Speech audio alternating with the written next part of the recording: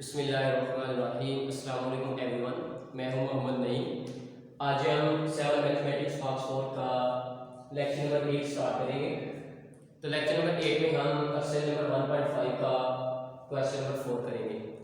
तो question number 4 हमें given दिया हुआ है इफ m आपके पास सेट एक दिया हुआ है, आपको n सेट भी दिया है और आपको o सेट भी दिया है और आपने प्रूव करना है the associative property of intersection of sets.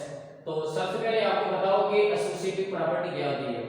Associative property वो होती है जिसमें आपके पास तीन सेट होते हैं, उनका वो क्या कहते हैं, आपने क्या करना है, उनका आपने इंटरसेक्शन फाइंड करना है। तो सॉल्यूशन में देखते हैं कि एसोसिएटिव प्रॉपर्टी ऑफ इंटरसेक्शन के एसोसिएटिव प्रॉपर्टी में आपने जो इंटरसेक्शन फाइंड करना है वो आपने कैसे फाइंड करना है।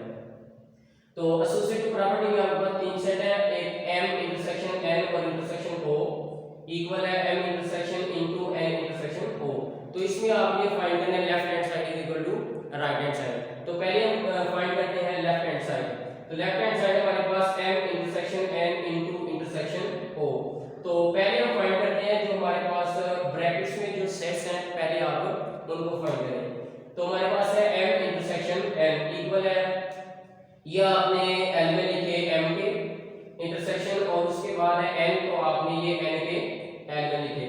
तो आपने जब इंटरसेक्शन फाइंड करना है तो इंटरसेक्शन का मतलब यही होता है कि जो आपको सेट दिए होंगे उनमें जो कॉमन एलिमेंट होंगे उनको हम इंटरसेक्शन कहते हैं। तो आपके पास कॉमन एलिमेंट क्या आ रहा है, इसमें भी आपके पास 12 आ रहा है, इसमें भी आपके पास 12 आ रहा है। उसके बाद आपके पास सेट जो m है इसमें आपके पास आ रहा है 14 और सेट ऑफ n में भी आपके पास आ रहा है 14, यानी कि इन दोनों सेट्स में आपके पास दो नंबर कॉमन आ रहे हैं। तो वही आपका क्या होगा, इंटरसेक्शन। आगे वो कहते हैं आपने जो इनका आंसर आएगा, इनका आपने इंटरसेक्शन है सेट ऑफ o के साथ। तो m intersection n into intersection आपके पास आ जाएगा o। पहले आपने m इंटरसेक्शन n के एलिमेंट लिखे, ये जो आपके पास आंसर आया। उसके बाद इंटरसेक्शन फिर आपके पास सेट ऑफ o, तो आपने o के एलिमेंट लिखे 11 16 19 और 18, ये वाले लिखे आपने। आपको कह रहे हैं कि दोनों का आपने इंटरसेक्शन करना है। तो इंटरसेक्शन का आपको पता है कि आपके पास जितने सेट होंगे उनमें जो कॉमन एलिमेंट होंगे वही आपका इंटरसेक्शन होगा। तो आपके पास जो है वो दोनों सेट्स में कोई भी कॉमन एलिमेंट नहीं आ रहा, तो आपके पास आंसर क्या आ रहा है, एम्प्टी सेट।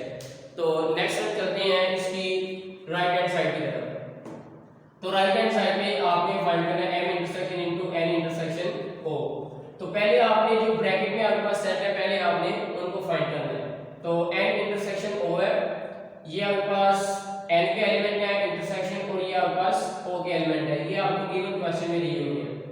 तो इन दोनों में जो कॉमन एलिमेंट आ रहा है वो आपके पास आ रहा है 16, इसमें भी आ रहा है और इसमें भी आ रहा है, और कोई कॉमन एलिमेंट नहीं आ रहा।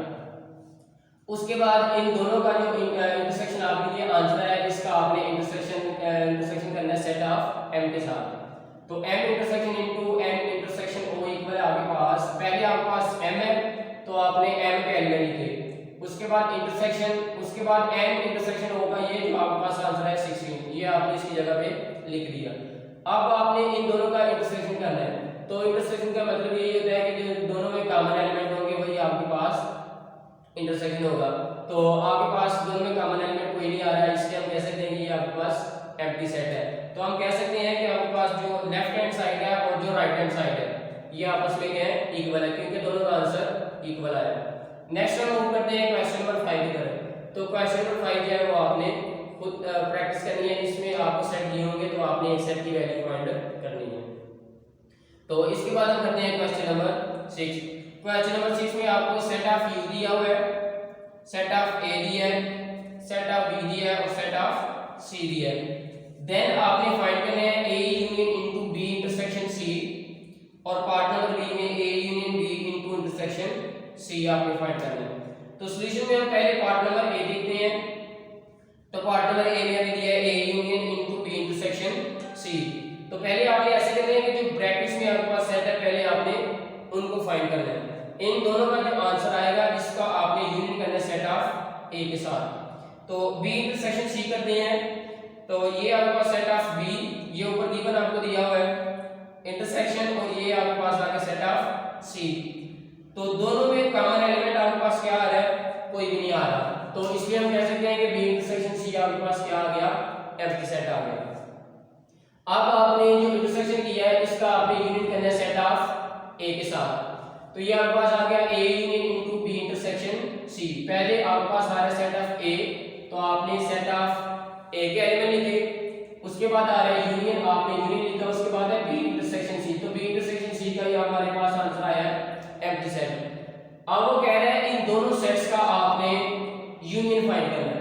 तो आपको पता है कि यूनियन का मतलब यही होता है कि कॉमन एलिमेंट और अनकॉमन दोनों को हम तरतीब के साथ एक सेट में क्लोज कर देते हैं।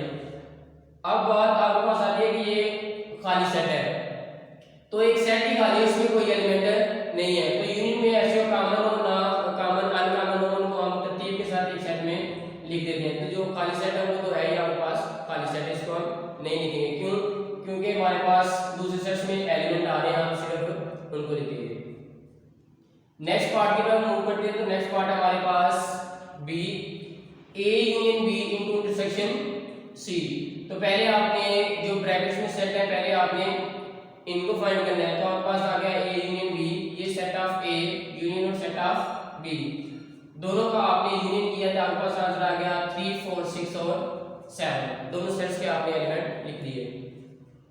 उसके बाद वो कहता है कि आपने इसका जो आंसर है इसका आपने इंटरसेक्शन करना है सेट ऑफ सी के साथ। तो पहले ए यूनियन बी है, तो ए यूनियन बी के आपने एलिमेंट लिखे, उसके बाद आ रहा है इंटरसेक्शन, फिर आ रहा है सेट ऑफ सी, तो आपने सेट ऑफ सी के एलिमेंट लिखे। तो आपको पता है कि इंटरसेक्शन का मतलब यही होता है कि आपके पास जो कॉमन एलिमेंट होंगे वही आपके पास इंटरसेक्शन होगा, तो इन दोनों में कोई भी कॉमन एलिमेंट नहीं आ रहा, तो इसलिए आपके पास आंसर क्या आएगा, एम्प्टी सेट। Thank you.